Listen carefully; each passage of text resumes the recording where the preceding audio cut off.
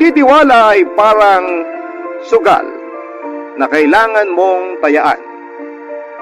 Ilang beses mong pag-iisipan dahil oras na maibigay mo na ang lahat kapag natalo ka. Wala nang bawian at maaari kang umuwing luhaan. Ikaw kabarangay, sa anong paraan nasira ang tiwalang ibinigay mo sa taong mahalaga sa iyo? Dear Papa Dudut, mapagpalang araw po sa inyo at sa lahat ng mga nakikinig sa inyong programa. Palagi po ako nakikinig sa mga kwentong ibinabahagi ninyo. Hindi man po makaparinig sa radyo ay nakaabang naman po ako sa Facebook page ng Barangay LS 97.1. Number 1 po kasi kayo sa amin. Marcia na lamang po ang itawag ninyo sa akin. 32 years old na sa kasalukuyan. Graduate po ako sa kursong BS Customs Administration. Pero mas pinili ko magtrabaho na kaagad kesa mag-take ng Customs Brokers Licensure Examination. Bali 27 years old pa lamang ako nang mangyari ang kwentong ibabahagi ko sa inyo. Nagtrabaho po ako noon bilang call center agent at nag-invest din sa maliit na business ng kaibigan ko. Hindi naman sa nagyayabang pero kumikita ako noon ng higit pa sa kailangan namin ng nanay ko. Nag-iisa lamang akong anak at lumaki sa istriktong patakaran ng aking ina. Tawagin niyo na lamang po siya bilang Aling Laura. Nagtatrabaho siya bilang healthcare worker sa barangay kaya madalas din siyang abala at wala sa bahay. Isa nga po sa mga natutunan ko sa kanya ay ang pagiging mapagpakumbaba palagi. Nagsisimba rin kami every Sunday at hindi nakakalimot na magdasal. Nakatira kami sa isang magulong compound kaya sanay na ako sa kaliwat kanang bangayan at ingay.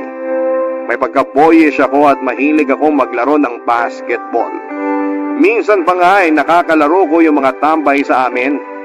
No boyfriend since birth po ako at umabot na nga ako sa edad na 27 na hindi man lang natutong lumande dahil ang focus ko noon ay nasa career ko lamang at kung paano ako makakabawi kay nanay. May mga nagkakagusto rin naman sa akin at sumusubok naman ligaw pero hindi ko naman sila natitipuhan. Medyo pihikan po kasi ako, Papa Dudut. Hindi naman po ako pangit. Naisasali rin naman ako sa mga pageant sa barangay noon. Matangkad po ako, morena at may pagka-chinita, Papa Dudut. Kahit NBSB po ako ay meron naman akong matagal ng hinahangaan. At ang tanging koneksyon ko na lamang sa taong yon na matagal ko nang hindi nakikita ay ang gay best friend kong si Paul. Mas matanda ako ng 2 taon sa best friend ko na isang online seller at nagmamanage ng kanyang milk tea shop kung saan ako nag-invest, Papa Dudut.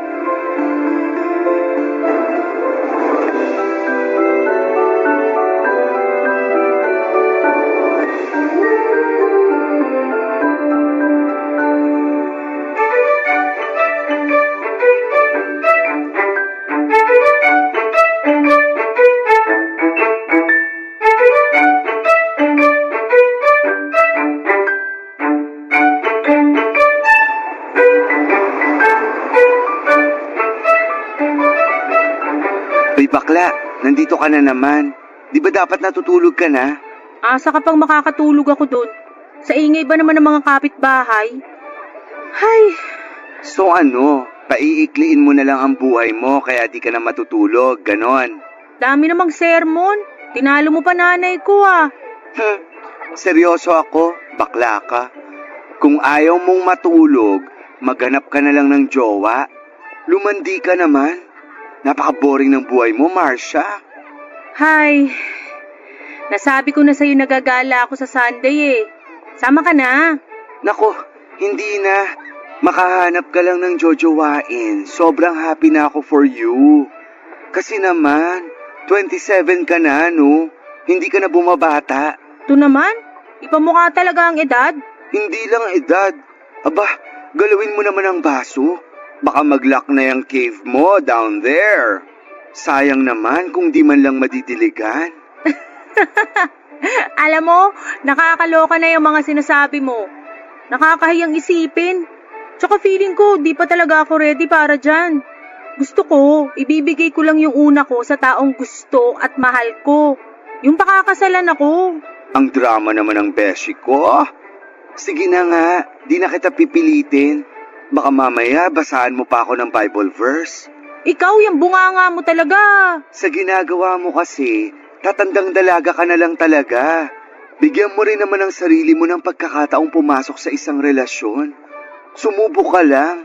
Hay nako, bahala ka dyan, Paul. Basta ako, masaya na ako sa buhay ko. May boyfriend man o wala. Ay sus, sinasabi mo lang yan dahil wala pang dumarating. Ah, siya nga pala. Naalala mo pa si Joshua? Joshua? As in si... Oo, yung kababata nating crush na crush mo noon. Balita ko, nakauwi na raw from Cebu. Nachika sa akin ng nanay niya nung bumili ng milk tea rito. Nandyan daw sa kanila ngayon para magbakasyon. Ano, gusto mo ba siyang makita? Ha? Makita? Ayun, tingnan mo to. Biglang nautal. Siguro may gusto ka pa rin dun, no? Ano ka ba? Wala na kaya. Ang tagal na nun Saka, ang tagal ko na rin siyang di nakikita. Baka mamaya, may girlfriend na pala siya o asawa. Dami naman agad sinasabi. O siya, ako na ang magsasabi sa'yo. Wala pa siyang jowa. Mag-isa lang naman siya nung umuwi. Nakasalubong ko pa nga kagabi after ko magsara nitong shop. Talaga? Ano? Nagkwento ba siya sa'yo? Sus, yan ba yung wala nang gusto? Mukhang excited ka na makita ulit si Joshua. Paul naman Baka may makarinig sa'yo rito na nakakakilala sa kanya. Nakakahiya. Bakit ba takot na takot ka? Wala namang masama kung magiging close kayo ni Joshua o kahit maging kayo pa. Yun ay kung single nga talaga siya. Sa'yo naman walang duda. Kilalang kilala kita mula ulo hanggang paa. Parang hindi pa kasi ko handang makita siya Hala siya. Makareact, kala mo ex si Joshua. Alam mo kasi, sa lit nitong lugar natin, imposibleng hindi kayo magkita nun. Alam ko naman, pero kasi nakakahiya talaga Paano kung nalaman pala niya nun na nagkagusto ko sa kanya? Ano ka ba? Past is past. Maliban na lang kung aamin ka ulit ngayon. Uy, namumula siya. Uy, tumigil ka nga dyan. Kaibigan din natin yun, ano ka ba? Mas close nga lang kayo. Tama na nga yung drama mo. Eto na, tatawagan ko na. Invite kong mag-dinner para magkita na kayong dalawa. Ha? Paul, huwag na. O ayan, nagre-ring na.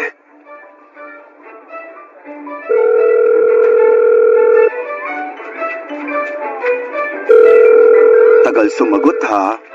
Huwag na kasi. Shh, ayan na, sumagot na. Hello, Paul? Mukhang na-miss mo ako agad Kakabigay ko lang ng number ko kahapon, di ba? Ano lang, invite sana kita mag-dinner. Pwede ka ba? May gusto lang kasing makakita sa'yo. Paul, ano ba? Sure. Send mo lang sa akin yung details kung saan. Darating ako. Papa Dudu, 25 years old na si Joshua. Tulad ni Paul ay isa rin siya sa mga kababata ko noon. Maaga lang siyang nag-mature dahil breadwinner siya ng pamilya. Ayon naman sa mga kwento ni Paul ay natupad daw ang pangarap ni Joshua na maging civil engineer. Ang kaso lamang ay kagagaling lang daw nito sa breakup with his long-time girlfriend. Mahigit 5 taon din daw ang relasyon nito sa dating nobya. Tulad ko ay mahilig din sa basketball si Joshua. Para sa akin ay hindi naman siya mahirap magustuhan, lalo na't hindi nalalayo ang mga hilig namin. Bukod kasi sa pagiging sporty niya ay mahilig din siyang mag-road trip at pumunta sa mga magagandang pasyalan.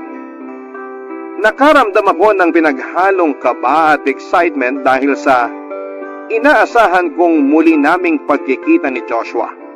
Nang muli kaming mag-usap ni Paul tungkol sa dinner ay nakiusap ako na kung maaari doon na lamang kami sa bahay niya dahil alam niya rin kung gaano ka-istrikta si nanay pagdating sa mga bisita. Ayaw din kasi noon ng masyadong maingay sa bahay. Sa muling pagkikita namin ni Joshua ay hindi namin naiwasang magkahiyaan sa isa't isa. Halos hindi ko magawang makapagsalita nang dumating siya sa bahay ni Paul. Mas tumangkad kasi siya at mas lalong gumwapo. Yung simpleng dinner po namin, Papa Dudut, ay nauwi sa isang inuman. At doon ay tila nabawasan ang hiya ko sa muli naming pagkikita ng aming kababata na matagal ko na ring hinahangaan, Papa Dudut.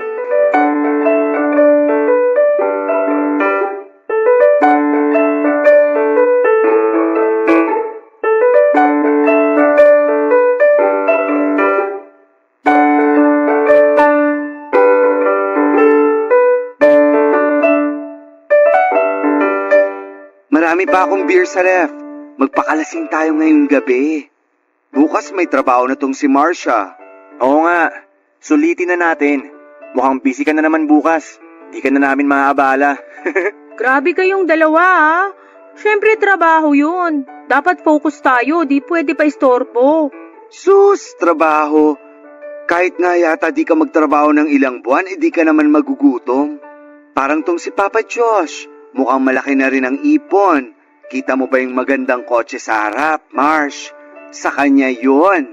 Grabe, paldo-paldo na tong Frenny natin. Siyempre matagal ko rin pinag-ipunan yun. Alam mo naman pag breadwinner, family first. Diba, Marcia? Ha? Oo. Grabe ha, ako ang kausap tapos biglang titingin kay Marcia. Iba rin. Saka, kanina pa ako may napapansin sa inyong dalawa. Tagal ko rin kasing hindi nakausap tong si Marcia. Wait, may boyfriend ka na ba? Baka mamaya may magalit dahil nandito ka. Boyfriend? Wala pa rin eh. Pa rin? So, never ka pang nagka-boyfriend?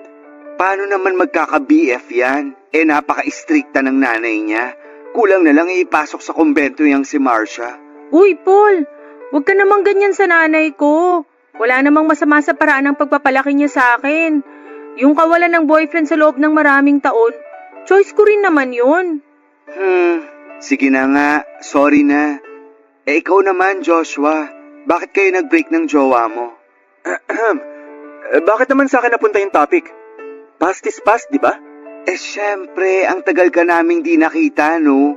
Makikichismis lang naman ng konti sa mga ganap mo sa life. Masama ba yun? Paul, wag na. Masyado na yatang private yun para pag-usapan. Sorry, parang di ko pa kasi kayang pag-usapan sa ngayon. Inom na lang tayo. Sige na nga. Pero ang boring naman kasi kung wala tayong pag-uusapan. Wait, alam ko na. Ibalik na lang natin kay Marcia ang topic. Konti na lang talaga. Masasabunutan na kita. Talaga lang ha? Paano yung sabunot ng mahinhin? Paranas nun. Pero seryoso, Marcia. Bakit nga ba hindi ka pa nagkaka-boyfriend? Wala ka man lang bang nagugustuhan? Sigurado naman ako na may nanligaw na rin sa'yo.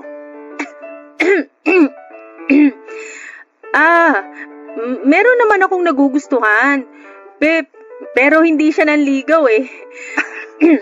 Baka naman kasi masyadong manhid yung nagugustuhan mo. Huwag na nga nating pag-usapan. Hindi naman niya kasalanan kung di niya ako gusto, no? Well, ang masasabi ko lang, ang swerte ng lalaking yon para magustuhan mo. Tingin ko pa naman sa'yo, mataas standards mo pagdating sa mga lalaki. Hindi naman sa mataas. Gusto ko lang talagang mapunta sa matinong tao. Yung di ako sasaktan ng pisikal at pure ang intention sa akin. Well, since single naman kayo pareho at kilala nyo na rin ang isa't isa, what if maging kayo na lang? Uy, Paul, ano ka ba? Kakagaling lang ni Josh sa breakup, tapos bibiruin mo ng ganyan. Ayos lang. Pero alam ko naman na kahit makamove on na ako hindi rin magpapaligaw si Marcia. Mukhang hindi naman yung mga kagaya ko ang type niya eh. Akala mo? Bakit naman may patakip ng bibig? Ang daldal mo masyado, Beshi. Uminom ka na lang kaya, pwede? Siya nga pala, na-miss ko yung bonding natin dati. Yung tumatambay tayo dyan sa may kanto tapos kumakain ng tusok-tusok. Actually, ang tagal na nga rin naming hindi yan nagagawa. Gawin natin uli? Naku, kayo na lang. Na-miss ko rin naman ang ganung bonding.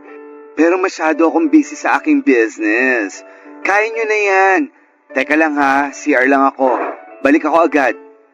Sure ako, di na babalik yan. Mukhang lasing na rin eh. Ikaw ba? Ayos ka lang? Oo, ayos lang naman ako. Pero medyo tinatamaan na rin. Huwag kang mag-alala. Ihahatid naman kita pa uwi kapag hindi mo na talaga kaya. Salamat ha. Alam mo, tama ka. Mukhang ni Ninja Move si Paul. Tutulugan na tayo nun. Pagkatapos ng dinner at inuman namin yon ay napadalas na rin ang pag-uusap namin ni Joshua Papadudut. Kwentuhan sa chat, sa tawag at video call. Madalas akong niyayayang lumabas ni Joshua kung saan-saan na rin po kami nakakarating noon. Pareho kaming mahilig mamasyal sa mga malalayong lugar. Hindi ko nga akalain na makakarating pa kami ng Zambales. At para mas magkaroon ng oras ay nag-resign na ako sa trabaho ko. Nag-decide na lamang ako na maging freelance para hawak ko ang oras ko. Aminado ako na habang tumatagal, ay mas lalong lumalalim ang nararamdaman ko para kay Joshua. Samantalang ramdam ko naman na namiss niya lang ako noon bilang kababata niya. Hanggang sa magkayaan kami pumunta sa Ilocos. Masaya at sinulit namin ang oras sa magagandang tanawin doon. Pero hindi naman namin inaasahan na magkakaproblema ang kotseng dala ni Joshua habang nasa kalagitnaan kami ng biyahe pa uwi. Nag-check-in kami sa pinakamalapit na motel para doon na lamang muna magpalipas ng gabi habang pinahatak ni Joshua sa pinakamalapit na talyer ang kotse niya para ma-repair. Buti talaga at may bukas pa na mga oras na yon. Sa loob ng kwarto namin, naiilang ako sa presensya ni Joshua dahil kaming dalawa lamang ang magkasama sa loob. May tiwala naman ako sa kanya pero naroon pa rin ang pag-aalinlangan ko. Lumipas naman ang gabi, natulog lang talaga kami pero noong ilang oras na lamang bago kami mag-check out, ay saka pa may nangyari sa aming dalawa. Bagamat may pag-aalinlangan ay pumayag pa ako dahil gusto ko naman siya papadudot. Isa pa ay nasa tamang edad na rin kami ng mga panahon na yon para gawin ang mga bagay-bagay na yon, papadudot. Barangay Love Stories. Barangay Love Stories. Papadudot, wala akong pinagsabihan tungkol sa namagitan sa amin ni Joshua. Kahit kay Paul na best friend ko dahil natatakot ako sa maaaring maging reaksyon niya. Isa pa ay hindi ko rin naman gustong may makaalam na si Joshua ang nakauna sa akin noon. Habang tumatagal, ay mas lalo pang ang napadalas ang pag-uusap at pagkikita namin. Bagay na hindi na ginagawa ng ordinaryong magkaibigan lamang. Minsan pa ay pumupunta siya sa bahay para magdala ng mga putahing siya mismo ang nagluto. May mga pagkakataon namang mga paborito naming street food noong bata pa kami ang pasalubong niya. Hindi naman nag-isip ng kung ano si nanay tuwing bumibisita si Joshua dahil alam nitong magkaibigan kami. Sa dalas ng pagkikita namin ay naulit pa ang mga nangyari sa amin sa motel. Pero yung sumunod na pagkakataon sa mismong bahay na namin nangyari yon habang wala si nanay noong araw na yon. Hanggang sa mahigit 10 beses pa yung naulit. Kung tutuusin, ay matatawag na nga kaming friends with benefits. Magkaibigan kami pero higit pa roon ang ginagawa naming dalawa. Ni minsan ay hindi nagparamdam si Joshua na may balak siyang ligawan ako. Sweet lang talaga siya at maalaga. Dama ko na matapos niya akong makuha ng ilang beses, kaibigan pa rin ang tingin niya sa akin, papadudot.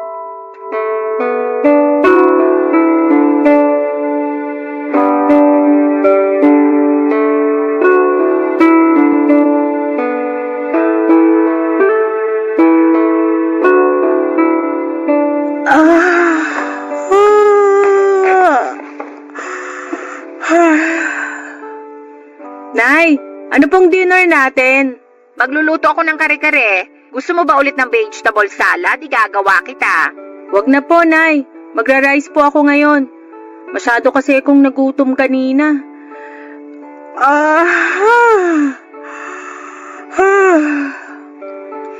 Upo muna ako rito, Nay, ah. Panoorin na lang kita sa pagluluto. Bakit parang antok na antok ka? Ano bang ginawa mo kanina? Trabaho po, Nay. Dami ko po kasing ginawa kanina kaya hindi ako ganong nakatulog. Babawi na lang po siguro ako mamaya. Masyado mo namang sinubsob ang sarili mo sa trabaho, anak. Ayos pa rin naman tayo. Sumusweldo rin naman ako. Kaya huwag mong abusuhin ang sarili mo. Huwag niyo na pong isipin yun, Nay. Ayos lang po talaga ako. Madadala naman po to sa tulog. O sige, maupo ka lang dyan. Ay, siya nga pala. Mukhang napapadalas yung kababata mong si Joshua dito ah. Ha? Po? Bumibisita lang naman po, Nay. Saka nagpapadala rin daw po si tita ng pagkain. Bumibisita? Wala ka namang sakit.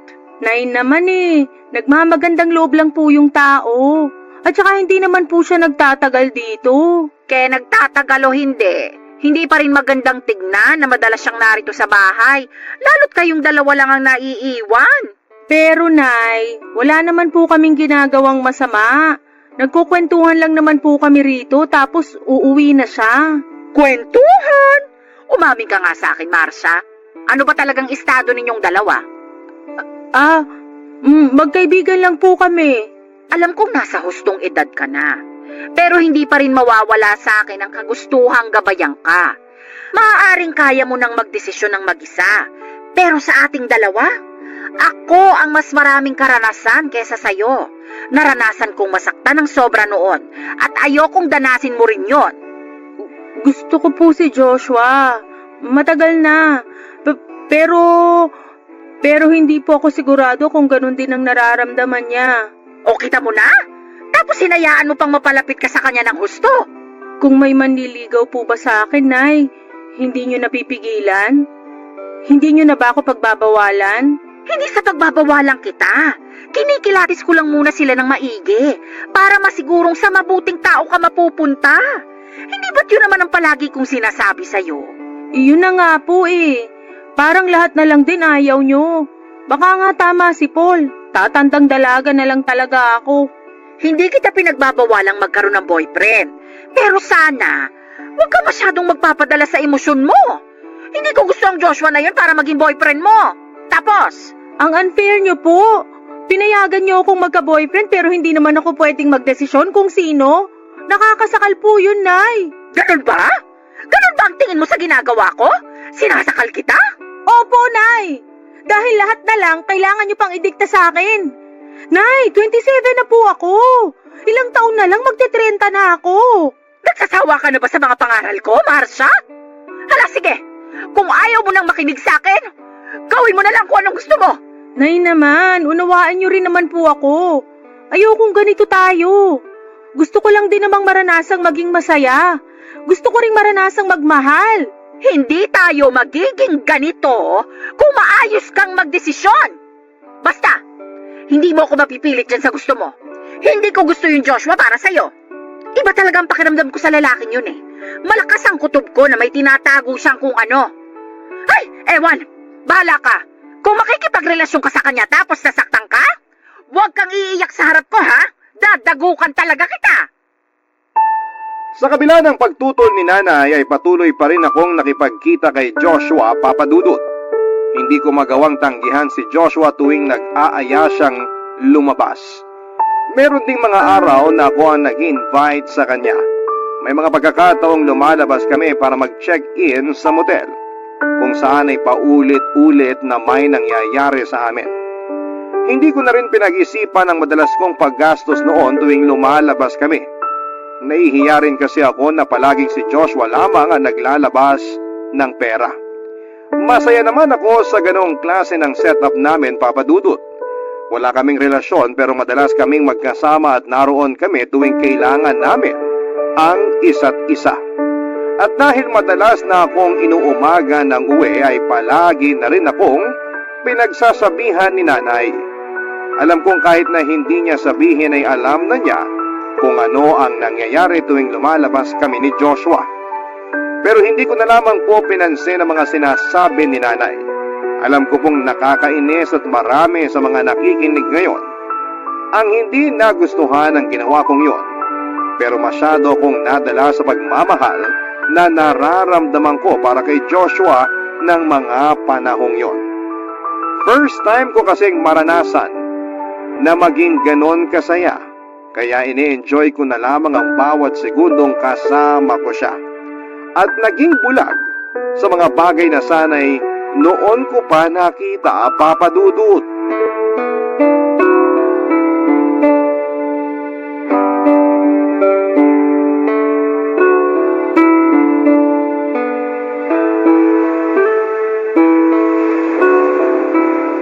Ganda talaga dito sa tabing dagat, no? Sana pala noon pa tayo nakapunta dito. Oo nga eh. Sayang di kita agad nasama dito. Hindi rin kasi ako masyadong makalayo nun dahil sa trabaho ko. So paano yun? Mag-isa ka lang pumupunta dito dati? Oo, wala rin naman ako ibang makakasama eh. Wala naman ako masyadong friends. Madalas si Paul ang kasama ko. Kaya nga halos itaboy na ako nun kasi lagi ako nakatambay sa shop niya eh. Ikaw kasi, masyado mong binubor ang sarili mo. Sana pala noon pa ako bumalik para lagi kang may kasama. Ikaw talaga? Paano naman trabaho mo kung lagi mo kong sasamahan? Wala namang problema sa trabaho ko. Tsaka gusto ko talagang sulitin ang bakasyon ko rito kaya ayoko munang isipin ang trabaho. Ikaw, kumusta naman yung bago mong trabaho? Okay naman. Nakakapagpahinga naman ng maayos. Nalilibang din kasi nandyan ka. Ako lang pala yung kulang. Hindi no. Sino ba yung sinasabi ni Paul last time na nagugustuhan mo raw? Ha? Wala yun. Ano ka ba? Nagbibiro lang talaga si Paul noon. Panukso niya kasi lagi sa akin yun. Hindi ako naniniwala. Baka naman pwede mo nang i-share sa akin kung sino. Ngayon ka pa ba mahihiya sa akin? Kung kailan nagawa na natin... Joshua! Huy! Kailangan pa bang banggitin yun? Alin? Yung may nangyari na sa atin ng maraming beses, pero nahihiya ka pa rin sa akin? Nakita mo na nga lahat sa akin eh. Sabi lang wag mo nang banggitin eh. Ito naman, nangahampas pa. Mapanakit ka. Tsaka, bakit ka ba nahihiya? Tayo lang naman na nandito. O sige nga, magsasalita ba yung mga bato sa harap natin para i-judge ka? Ayoko na ha. Tama na. Feeling ko talaga lulubog na lang ako sa kinauupuan ko. Napakamahiyain mo naman. Pero parang di ka ganyan nung nandun tayo sa motel. Alam mo, kung yan lang pag-uusapan natin, uuwi na lang ako. Teka, dito ka lang. Huwag kang umalis.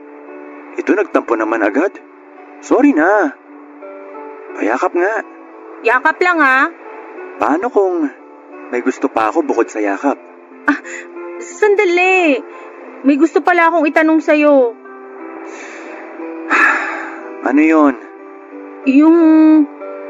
Yung ex-girlfriend mo, wala na ba talaga kayo noon? Para kasing lagi kang umiiwas kapag napapag-usapan natin siya eh. Wala na nga kami noon. Nakipaghiwalay na ako bago pa magbakasyon dito. Hanggang ngayon ba naman duda ka pa rin sa akin? Hindi naman sa ganon. Gusto ko lang makasiguro. Kasi naman, ilang beses nang may nangyari sa atin. Tapos, ganon na lang ba yon? Anong ibig mong sabihin? Ano ba talaga tayo, Joshua? May patutunguhan ba tong ginagawa natin? Ang seryoso mo naman. Siyempre darating din tayo ron. Pero sa ngayon, may iba akong gustong gawin. At sa pagkakataong to, sa loob naman ng kotse ko. Uy, Joshua! Papadudot sa kagustuhan ko na mag-level up naman ang relasyon namin ni Joshua, ay sinimulan ko na mag-effort para sa kanya. Alam kong magkaibigan pa rin kami pero gusto kong maramdaman niya kung gaano siya ka-espesyal sa akin. Nang sumapit nga ang birthday niya ay nagplano ako ng surprise celebration para sa kanya. Kinasabwat ko pa noon ang nanay niya at bunsong kapatid. Nagluto ako sa bahay nila at umorder ng karagdagang handa. Habang nagluluto, nagkukwentuhan kami ng nanay ni Joshua. At dahil ang alam lang ng nanay niya ay mag-best friend kami, marami itong naikwento sa akin. Akala ko nga po, ang nagplano ng sorpresa, hindi ko alam na mababaligtad pala. Ako pala yung masosorpresa ng araw na yon. Natuklasan ko na hindi naman pala totoong graduate ng civil engineering itong si Joshua. Third year college pa lang daw ito nang huminto ito sa pag-aaral. Bumagsak daw sa mga major subject at hindi na nagpatuloy dahil sa mga barkada. Halos hindi naman ako makapaniwala sa mga nalaman ko dahil alam kong matalino naman si Joshua.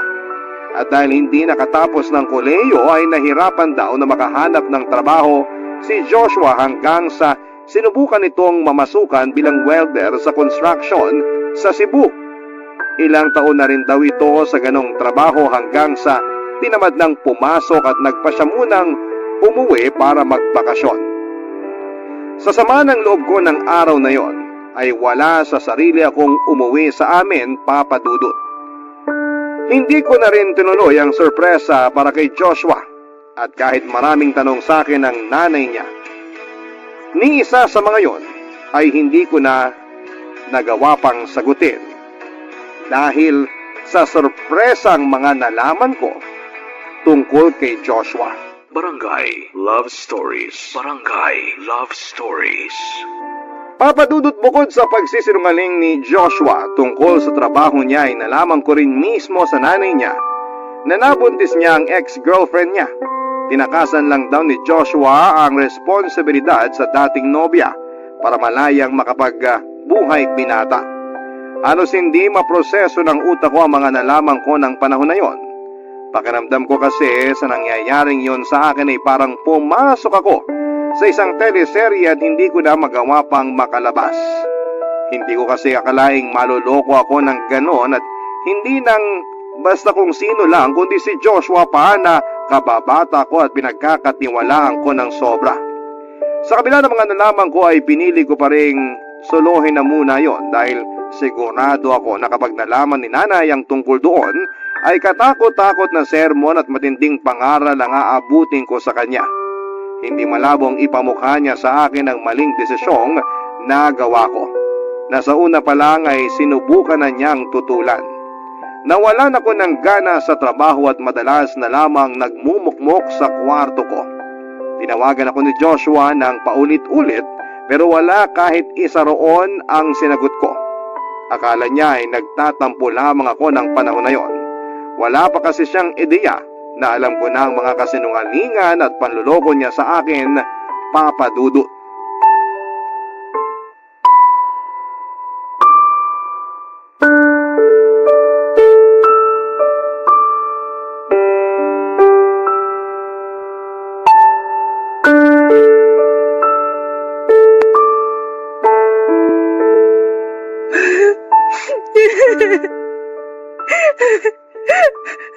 Ang tanga-tanga ko. Ang tanga-tanga ko po. Hindi ko alam kung paano ako nagtiwala sa kagaya niya ng ganon. Ikaw naman kasi.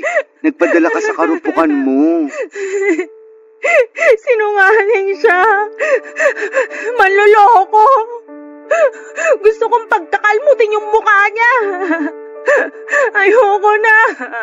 Ayoko na siyang makita uli. Uy, bakla. Sorry ha. May kasalanan din ako sa'yo. Sana wag kang magalit sa akin. Bakit? Matagal mo na bang alam yon? Ha? Naku, hindi. Hindi sa ganun. Ano lang. Bale, nauna lang ako ng konti na malaman yung totoo. Pero hindi pa naman ganun katagal. Saka, hindi ko kasi alam nun kung paano ko sasabihin sa'yo eh. Lalo na nakikita ko kung gaano ka kasaya kay Joshua. Nagpakabaliw ako sa lalaking yun. Na hindi naman dapat nangyari kung nakinig lang ako sa nanay ko nung una pa lang. Naiintindihan ko naman yung nararamdaman mo. Kaya sige lang, umiyak ka pa. Ganun na ba ako kadesperada? Sa sobrang kasabikan ko na magkaroon ng boyfriend at magkaroon ng experience, hindi ko na nakita yung mga red flag sa kanya. Ang bobo ko. Ay, tama na yan. Huwag mo naman isisi lahat sa sarili mo. Hindi naman ikaw yung nanloko eh. Alam mo, ang mabuti pa, kumprontahin mo na siya. Hindi ko alam kung paano ko siya haharapin. Sobrang sakit kasi ng ginawa niya. And to think na may bata siyang tinalikuran para lang magawa pa rin niya magbuhay binata. Napaka-irresponsable niya. Beshi, alam kong HB ka na. Pero kasi, may nalaman pa akong iba. Ito, ipapakita ko sa iyo yung convo namin ng kakilala ko. Kakilala rin ni Joshua to? Hindi lang basta kakilala. Friends sila. At kauuwi lang niyan galing US. At eto ha, nung makakwentuhan ko siya sa shop, last week lang, Bax. Sabi niya, sa kanya raw nangihiram si Josh ng big bike at kotseng ginagamit niyo sa paggala niyo kung saan-saan. Nagalit pa nga tong friend niya kasi nagasgasan daw yung pinto ng kotse niya. Ay nako, ibang klase rin talaga yang si Joshua. Ay, Oh, natahimik ka na naman dyan. Baka mamaya bigla kang tumawa tapos magwala ah. Bax, kakapundar ko lang ng mga gamit dito sa bahay ko. uuwi na ako, Paul. Ha? Teka, hatid na kita. Wait lang pala, mukhang may bisita ako. Sino kaya yun? Ay, ngayon pa talaga. Bax, diyan ka lang muna. Puntahan ko lang sandali. Sige lang.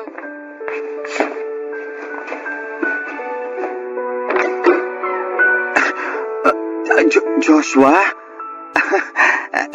Ikaw pala? Anong atin? Pasensya na sa istorbo, Paul. Nandiyan ba si Marcia? Pinuntahan ko kasi siya sa bahay nila. Pero sabi ni tita wala naman siya ron. Baka raw nandito. Wala siya rito. Paul, sige no. Pakausap naman sa kanya, please. Hindi naman ako ang magdedesisyon kung kakausapin ka niya o... ayun na pala siya. Paul, sige na. Sa labas na lang kami mag-uusap. Okay, sige. Ikaw, Joshua, sumunod ka sa akin. Marcia, ano bang problema? Bakit ayaw mo akong kausapin? Ang kapal ng mukha mong magtanong? Sa tingin mo kakausapin pa kita matapos kung malaman lahat ng panloloko mo sa akin? Panloloko? Ano bang sinasabi mo? Huwag ka na nga magpaka-inosente dyan. Gusto mo bang isa-isahin ko pa mga kasinungalingan mo? Sige, unahin na natin yung ex-girlfriend mo na tinakbuhan mo matapos mong buntisin. Ha? Paano mo nalaman? Sa nanay mo mismo. Ngayon ka magsinungaling sa akin. Sabihin mong hindi totoo lahat ng nalaman ko. Grabe ka, Joshua. Iniwan mo yung nabuntis mo para magbuhay binata ka dito. Ginago mo kung hayop ka. Sandali lang. Magpapaliwanag muna ako, Marcia. Wag na. Hindi na kailangan. Nalaman ko na lahat ng kailangan kong malaman mula sa nanay mo. Napakasinungaling mo. Pinagmukha mo akong tanga. Maling-mali ako ng pagkakakilala ko sa'yo. Patawarin mo ko. Hindi ko alam kung mapapatawad pa kita sa lahat ng panloloko mo sa akin. Sana nagsabi ka na lang ng totoo para hindi na tayo umabot sa ganito. Huwag ka nang magpapakita sa aking buwisit ka. Marcia! Utang na loob, layuan mo na ako.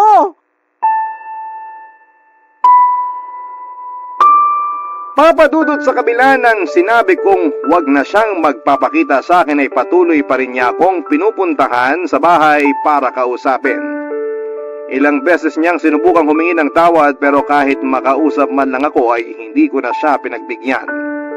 Dahil din sa madalas niyang pagpunta sa amin ay nakarating na kay nanay ang mga nangyari. Akala ko noon ay susumpatan ako ni nanay sa hindi ko pakikinig sa kanya. Pero hindi ganoon ang nangyari. Isang mainit na yakap mula sa kanya ang natanggap ko.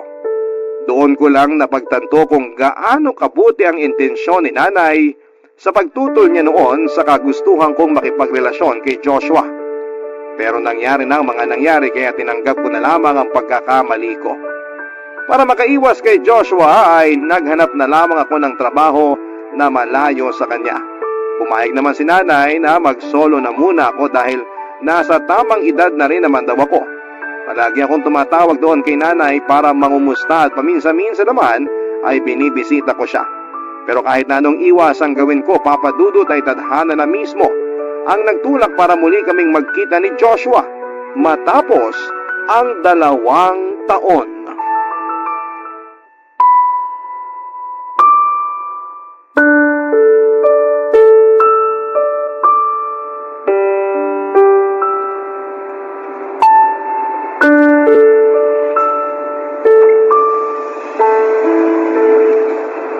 Marcia? Joshua? Anong ginagawa mo rito sa terminal? Pinauwi ako ni nanay. Namimiss na raw kasi ako. Hinihintay ko na lang yung paalis na bus. Ikaw? Obvious ba? Malamang uuwi rin. Hay! Sa dami naman na makakasabay ko, ikaw pa talaga. Galit ka pa rin pala sa akin. Sorry. Ano bang inaasahan mo sa muling pagkikita natin? Sasalubungin kita ng yakap at tatagta rin ng halik?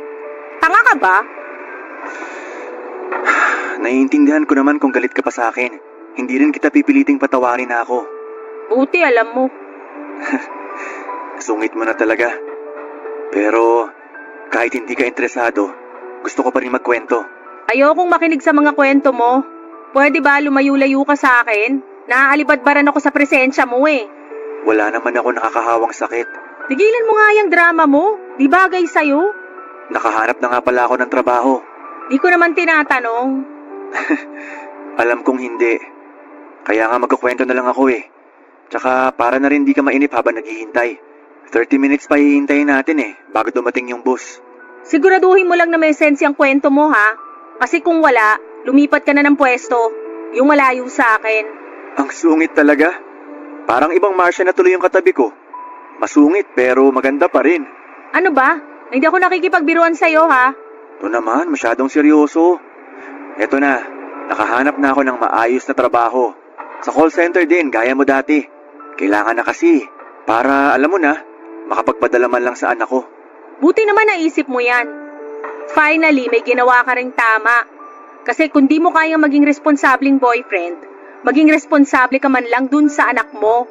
Hindi naman niya kasalanan na nabuo siya ng tatay niyang bano. Alam ko naman na kasalanan ko talaga na nakabuntis ako nang wala sa oras. Na-realize ko na rin lahat ng pagkakamali ko. Kaya salamat, ikaw yung nagpa-realize sa akin ng mga nagawa kong pagkakamali. Kahit di dahil sa akin, kailangan mo talagang akuin mga pagkakamali mo. Ang tanda mo na, isip bata ka pa. Tama ka, naging isip bata nga ako. Kaya sorry talaga, Marcia. Alam ko na hindi madadaan sa sorry lang yung nagawa ko sa'yo. Pero sana, okay pa rin sa'yo na maging magkaibigan tayo. Seryoso? Ito na nga lang nakausapin ka labag pa sa kalooban ko tapos makikipagkaibigan ka pa? Style mo rin bulok. Sige na oh. Hindi mo naman ako kailangan kausapin lagi. Kahit wag mo ako pansinin. Yung malaman ko lang na tinuturing mo pa rin akong kaibigan, malaking bagay na para sa akin yun. Sobrang bigat pa rin kasi ng nararamdaman ko. Galit na galit pa rin ako sa sarili ko sa nagawa ko sa'yo. Arte ah. Deserve mo naman talagang mabigatan. Laki kaya na kasalanan mo sa akin.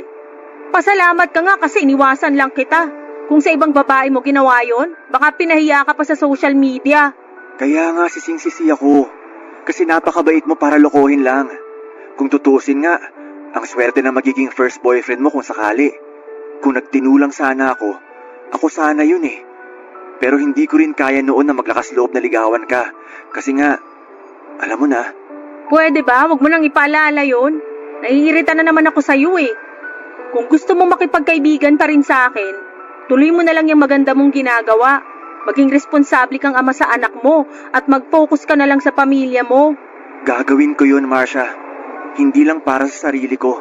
Hindi para sa anak ko o para sa pamilya ko. Para na rin sa'yo. Ipapakita ko na nagbago na ako hanggang sa kaya mo na talaga akong patawarin. Di mo na kailangang sabihin sa akin yan. Gawin mo na lang. Baka matuwa pa ako sa'yo. Basta, salamat talaga. At sorry ulit. At dahil naka-move on na rin naman ako sa nangyari ay pinatawad ko na si Joshua para na rin sa ikakatahimik ng konsensya niya. Pumayag din ako na makipagkaibigan pa rin sa kanya pero hindi na kami tulad ng dati. Ang mahalaga ay natuto na siya sa mga pagkakamali niya at kahit paunti-unti ay nagagawa na niyang itama. Papadudot noong araw na nagkita ulit kami ni Joshua sa terminal ng bus ay 1 taon na lang at magte-30 na ako. Pero wala pa rin akong nagiging boyfriend. Masyado kasi akong lapitin ng mga cheater at playboy. Buti pa nga ang BFF kong si Paul, nakatagpo na siya ng gwapo at mahalagang boyfriend.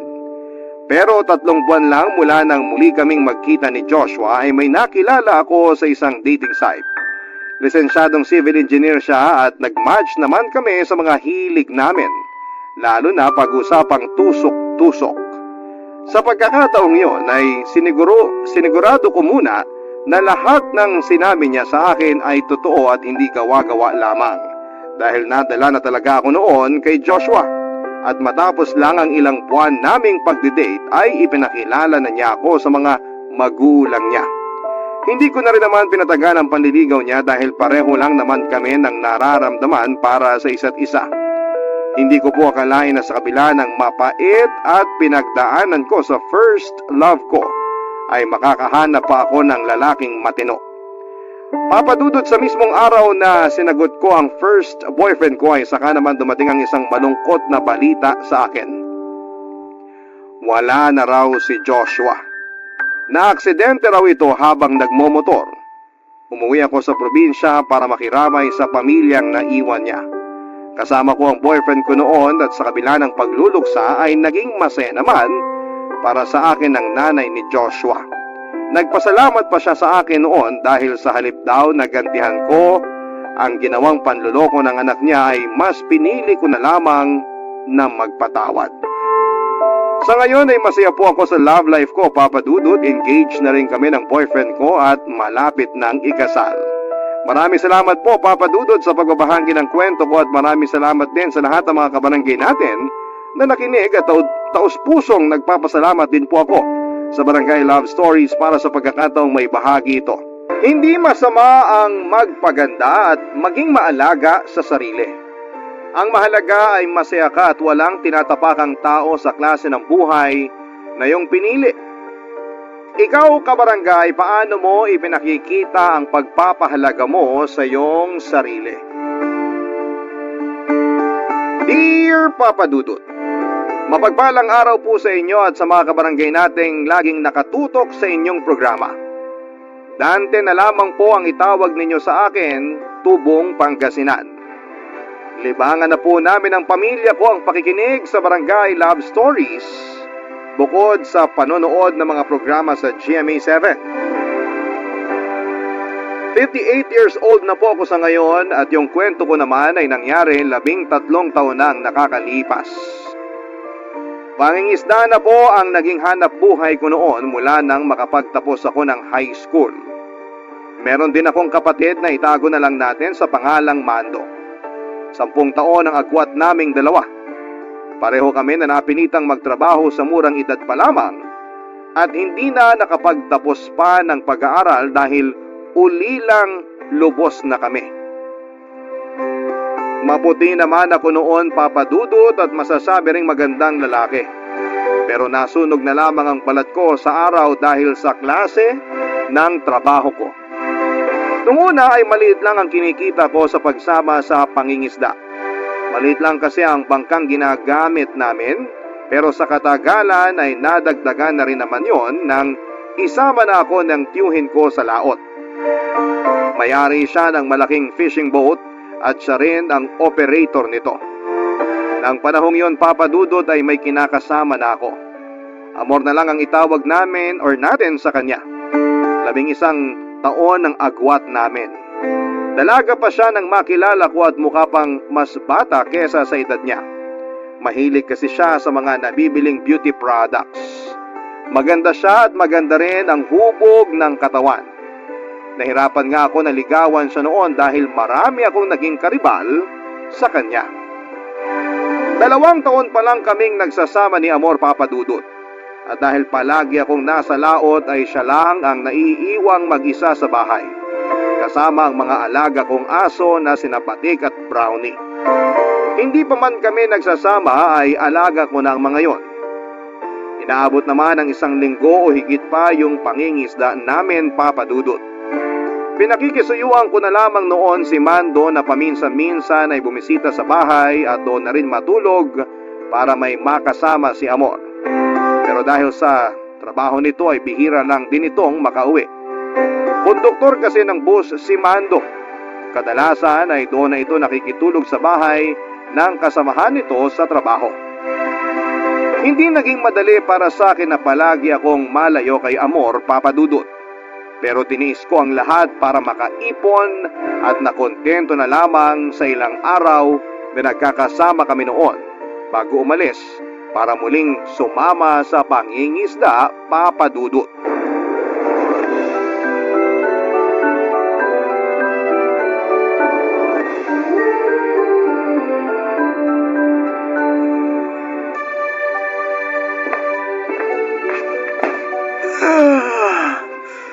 Ay, grabe, nakakaantok.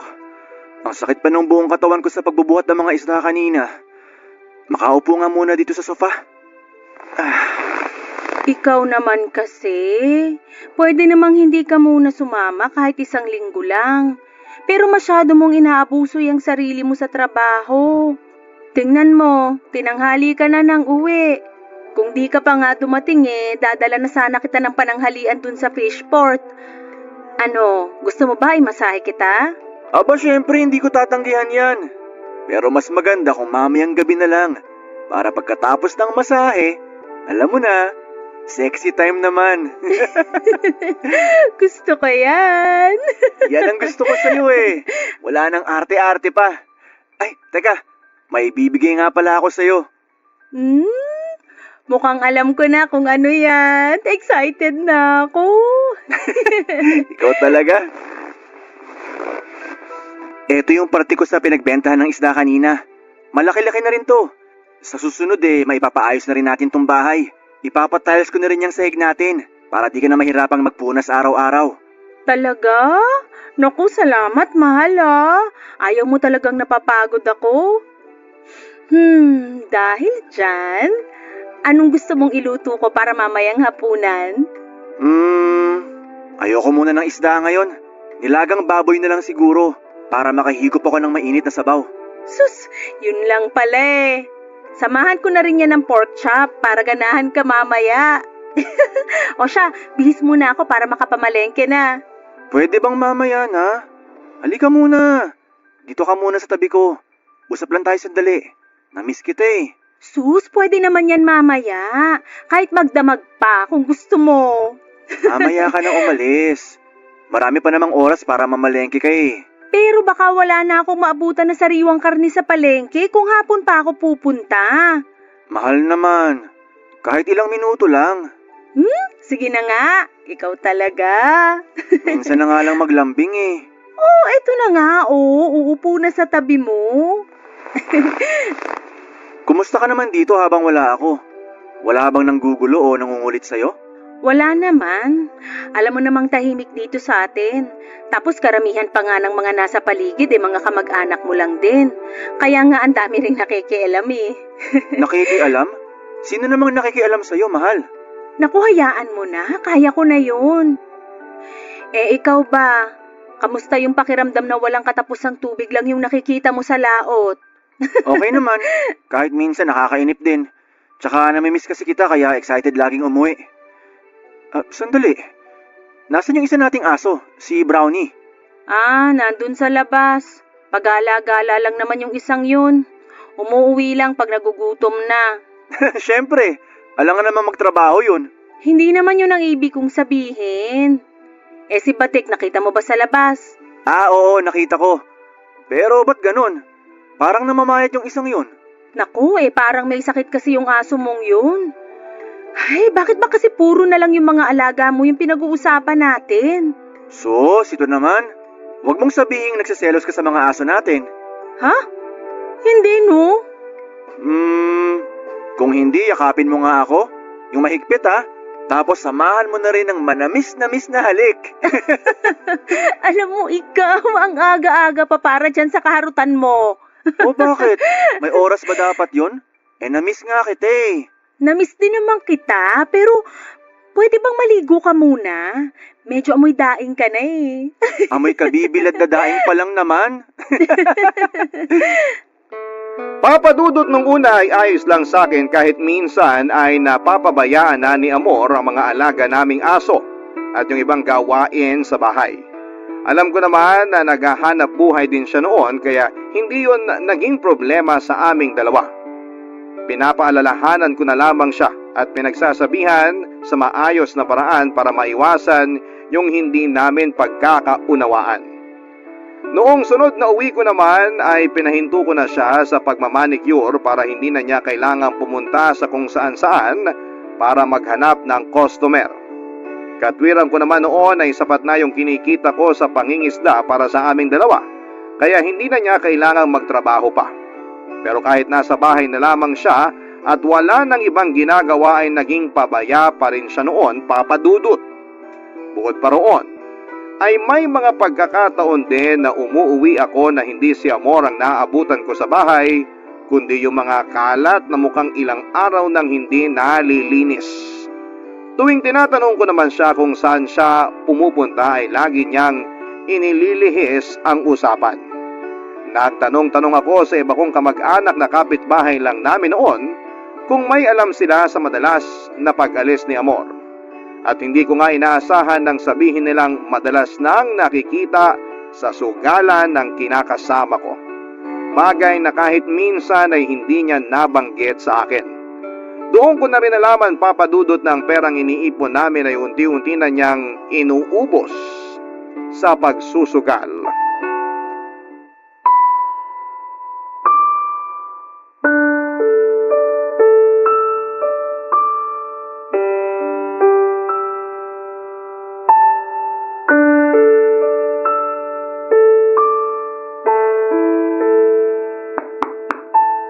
Nandito na ako, mahal.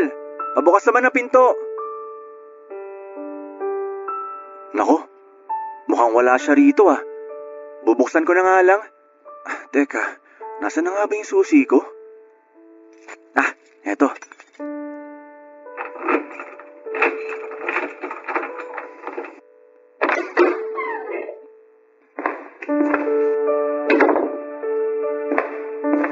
Nasaan kaya yung babaeng yun? Teka, anong amoy yun? Parang nabubulok na. Anak ng tokwa! Ang daming kalat naman ito. Di man lang ba siya naglilinis ng bahay? Ay, pagod na nga sa pangingisda, ako pa maglilinis. Pambihira talaga. Mahal, anong ginagawa mo rito? Nagka-problema yung bangka, kaya napaaga ako ng uwi. Ikaw, saan ka galing? Ako? Dyan lang. Pumunta lang ako sa bahay lang ng kaibigan ko. Sa bahay lang na kaibigan mo, posturang-postura ka.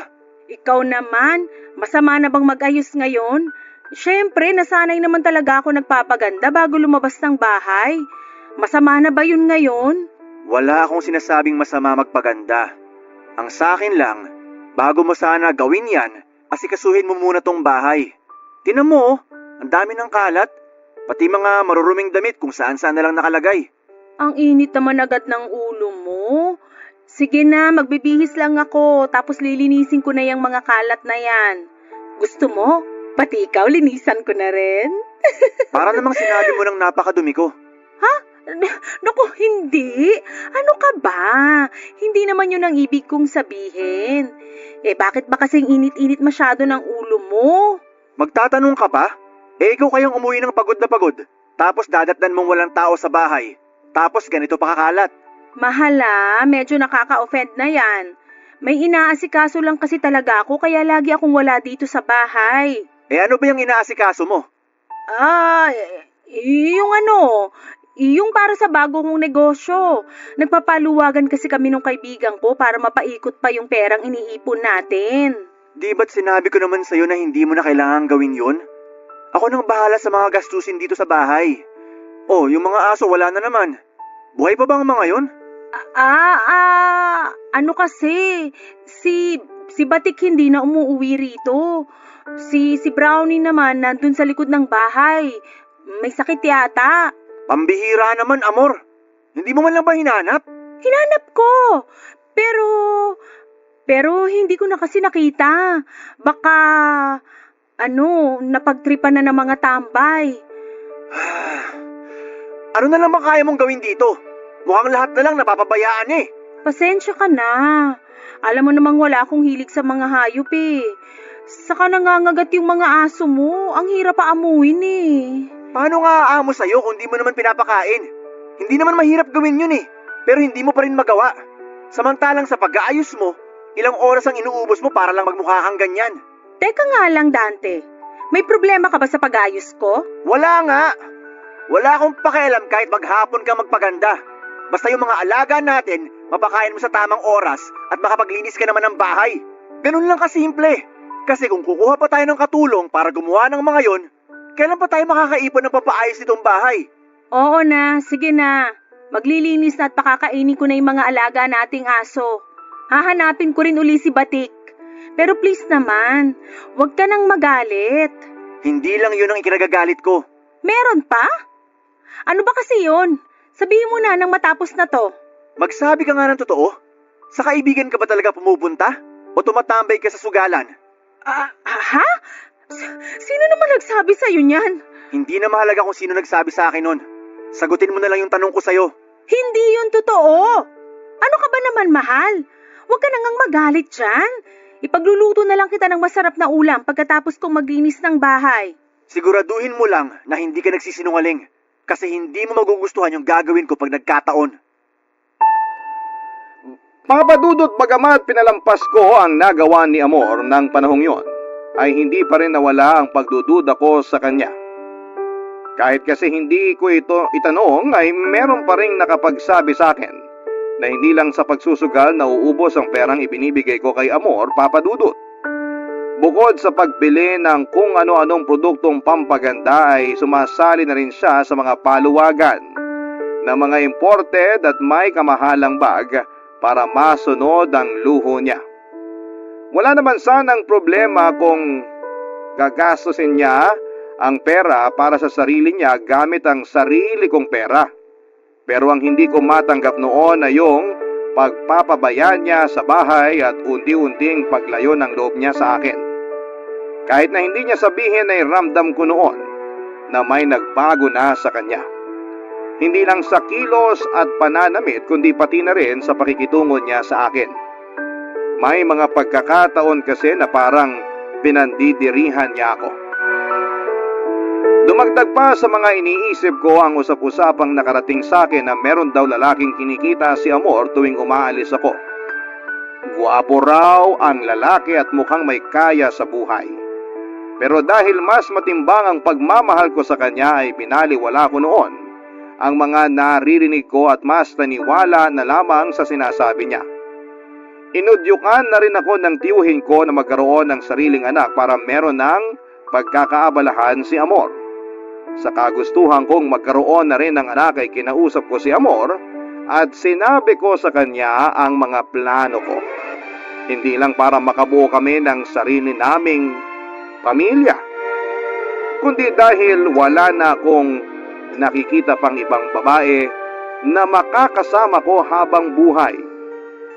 Maliban sa kanya, ng panahong yon, papadudot. Barangay Love Stories. Barangay Love Stories. Papadudot, pumayag naman si Amor na magkaanak na kaming dalawa. Ikinatuwa ko naman yon dahil akala ko ay tututol siya sa ideyang yon. Naging sabik na lagi ako tuwing uuwi mula sa ilang araw na pangingisda dahil inaasahan ko na noon na mabubuntis na ang kinakasama ko. Sa sobrang excited ko ng panahon na yon ay hindi pa man buntis si Amor, ay pinaghandaan ko na ang mga gastusin para sa panganganak niya. Wala naman akong bisyo kaya hindi yun naging mahirap para sa akin. Hindi rin po ako ng bababae kahit minsan ay hindi maiwasang mapalapit ako sa tukso dahil sa mga kasama ko sa pangingisda na medyo makalokohan sa buhay. Nakailang subok na rin kami noon ni Amor na magkaanak. Mag-iisang taon na kami naghihintay at umaasa na mabubuntis siya pero nabigo kami ng panahon na yon. Nang patignan ko siya sa doktor ay maayos naman ang resulta at malusog din siya kaya walang nakitang dahilan kung bakit hindi siya mabuntis. Pero nung ako nang nagpatingin sa doktor, papadudot, ay halos gumuho ang mundo ko nang malaman ko na baog pala ko. Mababa raw ang sperm count ko kaya hindi kami makabuo, papadudot.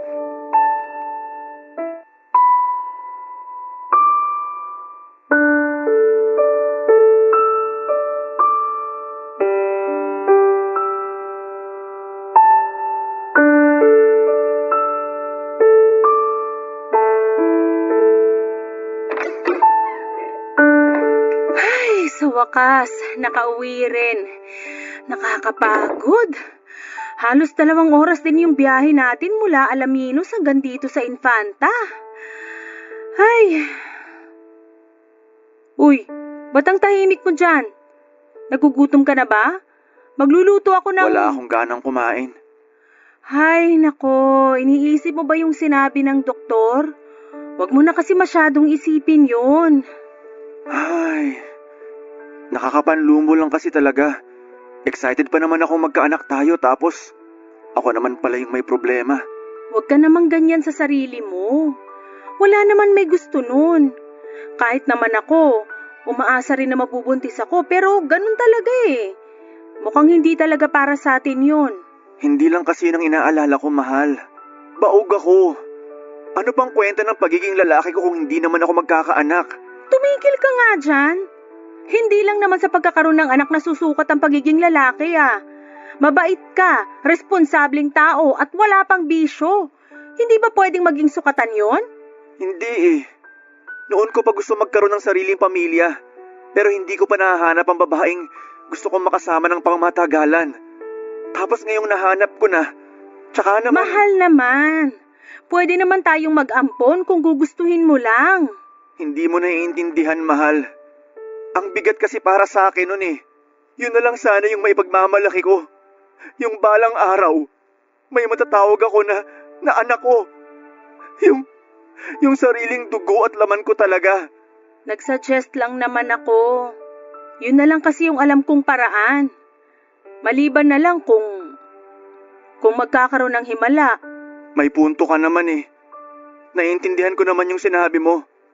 Pero kahit kasi malaki naman ang kinikita ko sa pangingisda, hindi pa natin kakayanin yung gastos sa legal na proseso ng pag-aampon. Pwede namang hindi na lang idaan sa legal na proseso ah. Sino bang nagsabi sa'yo niyan at paniwalang paniwala ka naman? Nabanggit sa akin ni Chong dahil nagplano na rin siyang mag-ampon noon. Hindi lang magastos kundi matagal din yung proseso. Hindi naman kasi basta-basta yun gaya ng iniisip mo eh. Hindi yun kagaya lang ng pagkupkup ng mga napupulot na aso sa kalye. Na kapag inuwi mo, pinakain at inalagaan, sa'yo na. Ano ngang gagawin natin? Magdasal. Huwag muna tayong tuluyang panghinaan ng loob at isipin agad na mag-ampon. Naniniwala ako na pwede pang magkaroon ng milagro, mahal. Milagro? Seryoso ka ba? Oo, seryoso ako sa sinasabi ko. Ipagdarasal ko yun. Hindi ka naman siguro aakyat sa tuktok ng bundok tapos saka mo isisigaw yung hiling mo, no? Kahit ano pa yung pinakawiridong bagay na pwede kong gawin, gagawin ko, mahal. Dapat nga binatili na yung anak ko sa edad kong to. Pero wala eh. O sige, hindi kita pipigilan sa kung anumang balak mong gawin. Kung sa ganung paraan gagaan yung loob mo. Kahit libutin ko pa siguro lahat ng simbahan dito sa Pilipinas, matupad lang yung hiling ko. Walang kaso sa akin yun. Mahal, magpahinga ka na lang kaya muna. Hindi nga pahinga ang kailangan ko. Kahit buong 1 linggo pa akong matulog, hindi mawawala sa isip ko yung nalaman ko. Alam mo, naiintindihan ko naman yung pinagdaraanan mo ngayon. Pero sana, huwag ka naman sa akin magalit. Hindi ko rin naman ginusto na mabaog ka. Pumayag na nga ako na magkaanak tayo, di ba? Pwede ba? Mamaya na lang tayo mag-usap. Sige, kung gusto mo, kahit hanggang bukas pa tayo hindi mag-usap. Walang problema. Ang hirap kasi sa'yo. Gusto mo ikaw lang yung iintindihin. Palibhasa, hindi ikaw yung may kakulangan sa ating dalawa. Kaya madali para sa'yo na sabihin yan. Alam mo, mas mabuti pang ang di na lang muna tayo mag-usap. Mag-isip ka kahit hanggang kailan mo gusto. Papadudot, hindi lang yon ang huling beses na nagkaroon kami ni Amor ng pagtatalo. Hindi kasi naging madali para sa akin na tanggapin na hindi ako magkakaanak pa. At lagi niya ring ipinipilit noon na mag-ampon na lamang kami. Siguro kung meron man sa mga nakikinig ngayon yung pareho sa sitwasyon ko ay maunawaan din ang pakiramdam ko ng panahon na yon. Para kasi sa isang tulad ko na gustong magkaanak, parang katapusan na ng mundo nang malaman ko na baog ako. Ilang araw din akong hindi makausap ng maayos at nawalan din ng ganang sumama kina Chong sa pangingisda. At dahil naiintindihan naman nila ang sitwasyon ko ay hinayaan na muna nila akong magpahinga ng ilang linggo. Malungkot din ang naging Pasko at bagong taon namin dahil wala akong ganang mag-celebrate pa ng panahon na yon. Palagi lang akong nasa bahay samantalang si Amor ay hindi noon nawawala ng lakad. Hinayaan ko naman siya na makipagkita sa mga kaibigan niya kesa naman lagi na lamang kaming nagtatalo sa bahay. Sa mga araw-araw na nasa bahay ako, Papa Dudut, ay napansin ko ang pagbabago sa ikinikilos ni Amor. Mas napapadalas ang pag-alis niya ng bahay.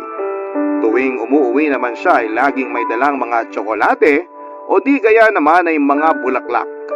Tuwing tinatanong ko naman siya, ang sinasagot lamang niya ay bigay yon ng mga kaibigan niya. Hanggang sa umabot na nga na magkaroon kami ng pagtatalo, Papa Dudut.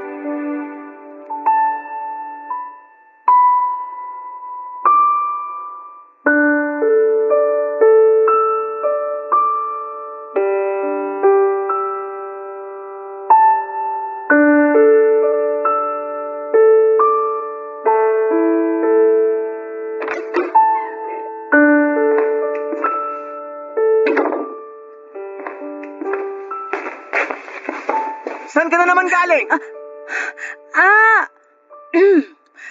Nagkayayaan lang kami ng mga kaibigan ko. Napasarap lang yung kwentuhan. Ikaw, bakit gising ka pa? Di ba dapat natutulog ka na? Tigilan mo nga ako sa kalokohang yan. Araw-araw kayo nakikita ng mga kaibigan mo. Tapos inaabot pa kayo ng 10 oras ng gabi. Anong klaseng kwentuhan ba ginagawa nyo, ha? Makatanong ka naman, parang iba na yung tinutumbok mo eh. Anong gusto mong isipin ko? Maghapon kang wala rito. Ni hindi ko alam kung saan ka pumunta dahil basta ka na lang din umaalis. Ganon. Dapat pala, sa bawat oras na aalis ako, magpapaalam pa ako sa'yo. Ang higpit mo naman. Hindi kita pinaghihigpitan. Babae ka. Hindi magandang inaabot ka pa ng gabi sa labas. Tapos hindi ka man lang nagsasabi. Maghapon ako nag-aalala. Nakapagtanong-tanong pa ako sa mga kapitbahay kung may nakakita sa'yo. Pero alam mo kung anong nalaman ko? Anong nalaman mo? Kita mo na? Sa reaksyon mo pa lang na yan, halatang may itinatago ka sa akin. Kung ako sa'yo, umamin ka na lang. Kesa ipamukha ko pa sa'yo yung kagaguhang ginagawa mo.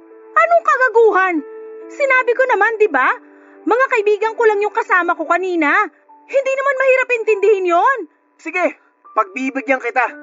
Akin yung cellphone mo at tatawagan ko yung sinasabi mong kaibigan. Kapag mali ako, tatanggapin ko yon. Pero kapag ikaw ang mali, hindi ko na yun palalampasin pa. Hindi. Nagpapahinga na yung tao tapos iistorbohin mo pa dahil lang dito? Talaga ba? Kung wala kang itinatago sa akin, hindi ka matatakot na kausapin ko yung sinasabi mong kaibigan. Akin na yung cellphone mo! Hindi! Kahit ano yung sabihin mo, hindi ko ito bibigay sa'yo. Ibibigay mo ng kusa o sapilitan ko yung kukunin dyan sa bag mo? Wala akong ibibigay. Tapos ang usapan. Akala mo ba hindi ko napapansin yung pag-aayos mo? Na dati naman hindi mo ginagawa? Yan kasing hirap sa inyong mga lalaki. Pag nag-aayos kami, minamasama nyo. Pag nagmukha naman kaming losyang, maghahanap kayo ng ibang mas maganda sa amin. Alam mong di yan ang pinupunto ko. Ano? Parang masyado kasing big deal sa'yo yung pag-aayos ko eh. Kung alam mo lang, ang dami kong naririnig tungkol sa'yo. Sa pagsusugal mo, sa pagsali mo sa paluwagan ng mga mamahalin mong bag. Aanin mo ba yung mga yon? Hindi tayo mayaman. Kaya naman pala galit na galit ka. Ayaw mong gastusin ko yung pera mo. Yung mga bag na galing sa paluwagan, pwede ko rin ibenta yung mga yon pag nagipit tayo. Hindi tayo magigipit kung marunong ka magtipid at gamitin ang pera sa tama. Kung di mo ako pinatigil sa pagtatrabaho, di sana kumikita ako ng sarili kong pera at hindi ko na kailangang umasa sa'yo. Sa tono ng pananalita mo, parang pabigat lang ako sa'yo eh. Wala sanang problema sa paggastos mo kung nagagamit mo sa tama yung pinaghirapan ko. Hindi mo ba naiisip? Ang swerte-swerte mo. Ikaw, nandito ka lang sa bahay, nagagawa mo lahat ng gusto mo, nabibigay lahat ng luho mo. Samantalang ako, nagtitiis ang laot kahit nakakalungkot kasi ang layo-layo ko sa'yo. Huwag ka na lang kasing magbigay kung isusumbat mo lang din naman. Kaya ko rin kumita ng sarili kong pera. Hindi tayo magtatalo at mauuwi sa sumbatan kung di ka lang sana gumagawa ng kalokohan. Wala eh. Ayaw mo pa rin umamin. Kung ganito lang din naman tayo, Mas makakabuti siguro kung lalayo muna tayo sa isa't isa. Yan ba yung gusto mo? Sige, walang problema. Ako na lang yung aalis. Dahil sa pagtatalo naming yon, Papa Dudut, ay umalis ng bahay si Amor. Hindi ko alam kung saan siya pumunta at pansamantalang nakituloy mula noong umalis siya. Pero wala pang isang linggo ay bumalik siya at nagmakaawang patuloyin ko pa rin sa bahay ko. Hati ang emosyon ko noon dahil hindi pa rin nawawala ang galit ko sa ginawa niya. Pero sa kabilang banda ay natuwa ako na pinili pa rin niyang bumalik sa akin. Hindi ko naman siya maitatangging mahal ko pa rin siya noong panahong yon. Mas pinili ko noon na hindi na lamang pakinggan ang mga kwentong naririnig ko mula sa mga kamag-anak ko. Tutol kasi sila sa desisyon kong pabalikin si Amor, lalo na yung kapatid kong si Mando. Baka raw kasi hindi ko nakilala yung babaeng pinatutuloy ko sa pamamahay ko. Ilang linggo mula noong magsama ulit kami ni Amor ay napadalas ang pagkahilo niya at pagsusuka tuwing umaga. Bukod pa roon ang ilang palatandaan na maaaring buntis nga siya ng panahong yon, Papa Dudut. Barangay Love Stories. Barangay Love Stories. Papa Dudut, natuwa ako nang makumpirmang buntis si Amor. Sa pag-aakalang nagkaroon nga ng himala kahit napatunayan ng bahog ako. Batid kong yung iba sa mga nakikinig ngayon ay naiinis sa paraan ng pag-iisip ko ng panahon na yon. Pero naging bulag ako sa posibilidad na hindi ko anak yung dinadala ni Amor.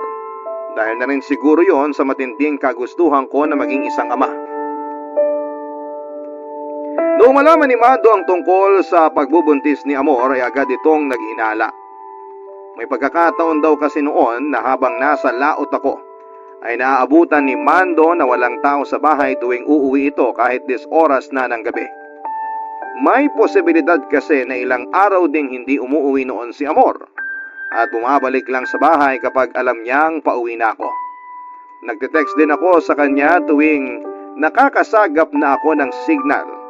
At dahil nga sa mga nalaman ko ay napalitan ang sayang nararamdaman ko ng pagdududa, Papa Dudut.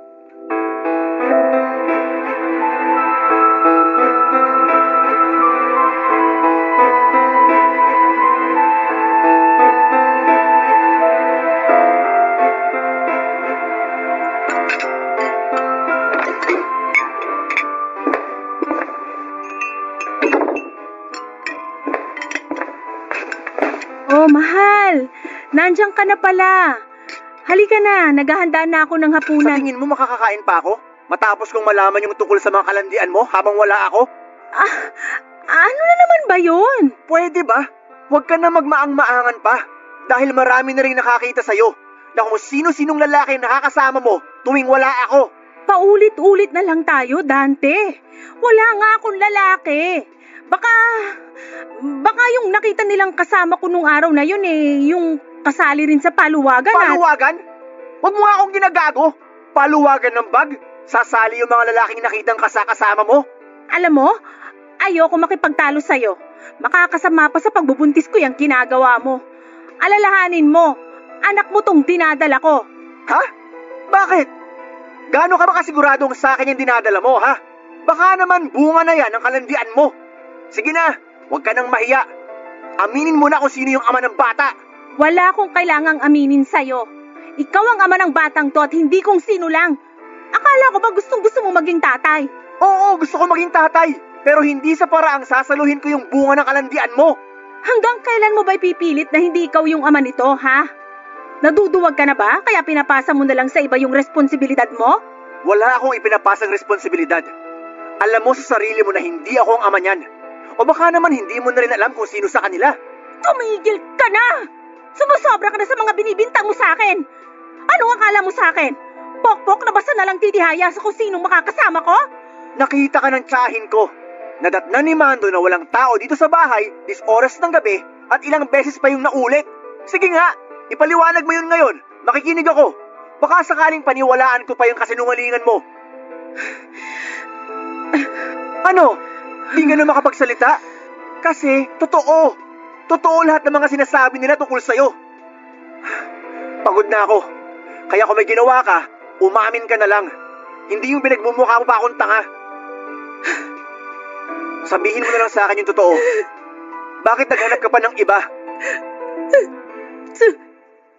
Sorry. Nadala lang ako ng tukso. Eh di inamin mo rin. Bakit ka natukso? Dahil ba mas gwapo sila at mas mabango? Hindi. Huwag ka nang mahiya. Sabihin mo na lang yung totoong dahilan. Hindi ka nga nahiya nung nanlalaki ka eh. Huwag ka na magpanggap na mahiya ka pa dyan sa katawan mo. Sige. Gusto mo ng diretsahang sagot? Oo, mas gwapo sila. Mas mabango at mas magaling sa kama. Yun ba? Yun ba yung gusto mong marinig?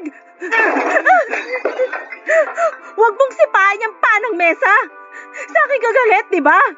Alam mo kung bakit ako nagkakaganito? Kasi yung katwiran mo. Alam mo naman kung anong trabaho ko. Mangingisda ako, amor. Malansa at mainit sa laot. Anong inaasahan mo pagbalik ko? Maputi at mabango pa rin ako? Hindi ako tanga. Alam ko naman yon, pero sana hindi mo pa rin pinabayaan ang sarili mo. Tingnan mo yung itsura mo.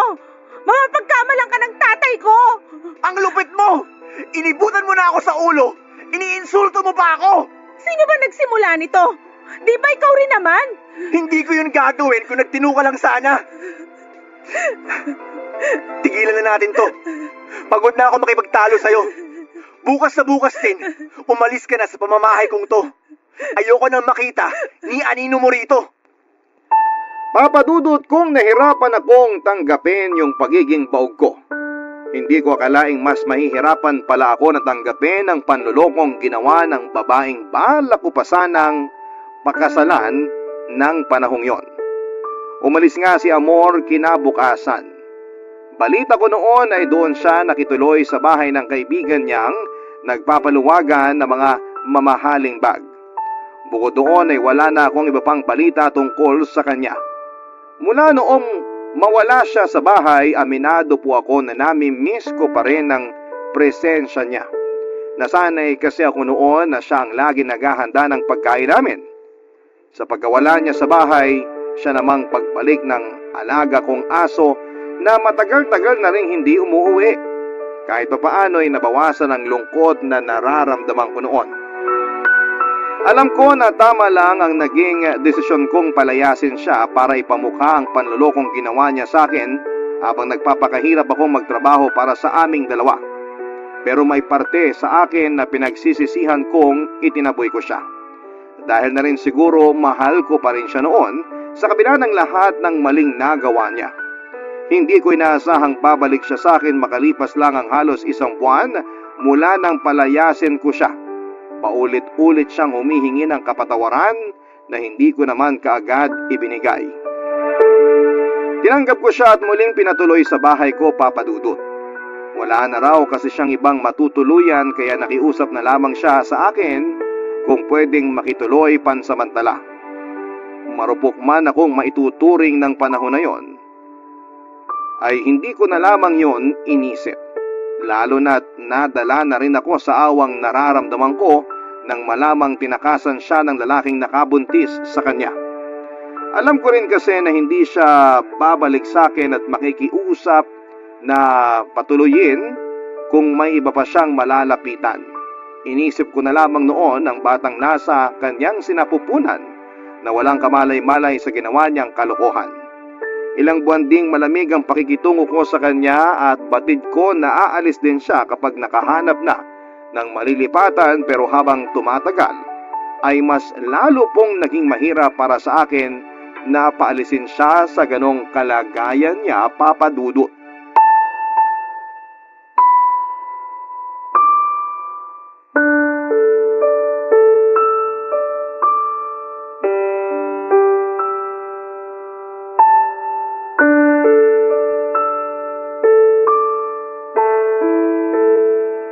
Mamaya mo na ituloy yung pagtutupi mo ng mga damit.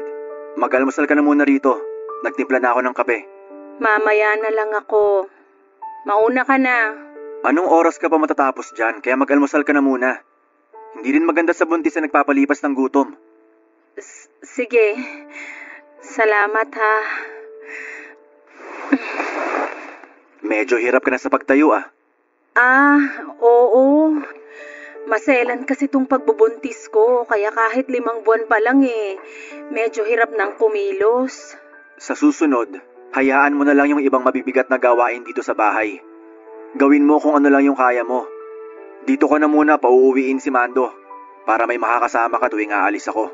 Pwede ka rin magpatulong sa kanya sa paglilinis dito. Ha? Naku, wag na. Kaya ko naman. Tsaka nakakahiya naman sa kapatid mo kung maaabala ko pa siya Pagod din yun sa trabaho. Hayaan mo na. Nakausap ko na siya kahapon. Mamayang gabi dito na yung tutuloy pagkagaling sa trabaho. Sandali. Alalayan na kita sa pag-upo.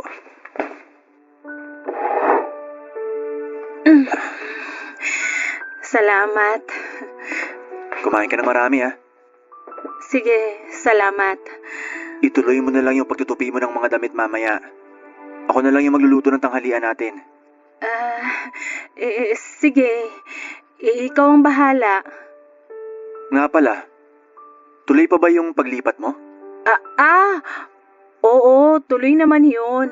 Ano kasi, kulang pa yung naitabi kong pera para sa pangrenta. Pasensya ka na kung natagalan na ako rito sa bahay mo. Huwag kang mag-alala. Siguro, mga 1 buwan na lang at makakaalis na rin ako. Hindi naman kita pinapaalis. Naitanong ko lang kasi sabi mo nga, masela niya pagbubuntis mo. Baka lang mahirapan ka kung lilipat ka pa. Pero, paano ka magkakaroon ng bagong girlfriend kung nandito pa rin ako sa bahay mo? Baka maging dahilan pa ako ng... Wala naman akong nililigawan, kaya imposible magkaroon ako ng girlfriend. Ay, wag na nga natin pag-usapan yan. Ganito na lang, wag ka na munang umalis. Wala namang kaso sa akin kahit dito ka tumira hanggang sa makapanganak ka. Tutulungan na rin kita sa gastusin. Tsaka mo na lang ako bayaran kapag kaya mo na. Seryoso ka ba? Ayos lang yun sa'yo? Oo nga. Kaya asikasuhin mo na lang yung sarili mo at yung batang dinadala mo. Wala ka nang kailangan pang alalahanin. Salamat talaga ha. Hindi ko akalain na tutulungan mo pa rin ako sa kabila ng... Yan na naman tayo Nakalipas na yon. Tsaka ayoko na rin pag-usapan pa. Ang mahalaga, maayos ang kalagayan mo at ng batang nasa sinapupunan mo. Napakabait mo talaga, Dante. Lalo ko tuloy pinagsisisihan na niloko kita. Sana mapatawad mo pa ako. Alam mo, aaminin ko, mahal pa rin kita sa kabila ng ginawa mo. Pero masakit pa rin kasi para sa akin yun. Kaya hindi ko pa magawang magpatawad sa ngayon. Ikaw, kung makakapaghintay ka, baka sakaling bumalik pa tayo sa dati. Yun kung ako pa rin ang gugustuhin mong makasama. Maniwala ka man o hindi, sobrang pinagsisisihan ko na lahat ng nagawa ko. At kahit tanungin pa ako ng 100 beses, ikaw pa rin yung gugustuhin kong makasama sa buhay. Kung ganon, bigyan mo lang sana ako ng sapat na panahon. Dahil sa oras na patawarin na kita, aayain na kita magpakasal. Kung hindi ka kayang panagutan ng ama niyang dinadala mo, aakuin ko ang batang yan. Aalagaan ko kayong mag-ina. Pero sana hindi ka na maghanap pa ng iba. Hindi na. Promise, hindi na. Magpapakatino na ako. Hindi lang para sa'yo, kundi para na rin sa magiging anak natin. Papa Dudu, tinupad naman ni Amor ang pangako niya na magbabago na siya. Ibinenta na niya mga mamahaling bag na nakuha niya mula sa paluwagan at itinabi ang pera para sa panganganak niya. Hindi naman nagtagal ay napatawad ko na rin siya, Papa Dudut.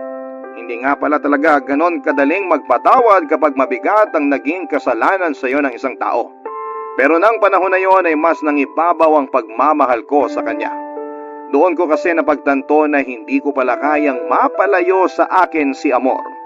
Hindi naman ako nagsisi na binigyan ko pa siya ng isa pang pagkakataon dahil maganda ang naging resulta nito. Lalaki po ang sanggol na isinilang niya, Papa Dudut. At gaya ng pangako ko ay inako ko ang bata at inalagaan na parang isang tunay na anak. Pinalaki namin ito ng maayos at sinuportahan ko naman ang pag-aaral nito. Ikinasal na rin kami ni Amor nang magkaroon ng kasalang bayan sa amin. Kaya naman mas tumibay pa ang naging pagsasama naming dalawa. Sa ngayon, Papa Dudut, ay binatilyo na ang anak naming si Leonard. Ipinagtapat naman ng asawa ko ang tungkol sa tunay nitong ama at hindi na yon pinatagal pa. Natuwa naman ako dahil sa murang edad pa lamang ay malawak na ang pangunawa nito. Masaya na rin ako dahil nagkaroon ako ng isang masaya at buong pamilya matapos ang mga pagsubok na pinagdaanan namin ni Amor. Hanggang dito na lamang po ang kwento ko, Papa Dudut. Sana ay nagustuhan niyo po ito at kahit papaano ay kinapulutan din po ng aral. Maraming salamat po sa inyo at sa bumubuo ng Barangay Love Stories. Isang karangalan po na mabigyan ako ng pagkakataon na maibahagi ko ang kwento ko dito sa inyong programa. Number 1 po kayo sa puso naming mga solid ninyong taga-pakinig. Maraming salamat po and God bless sa inyo, Papa Dudut. Ang inyo pong forever kapuso at kabarangay, Dante.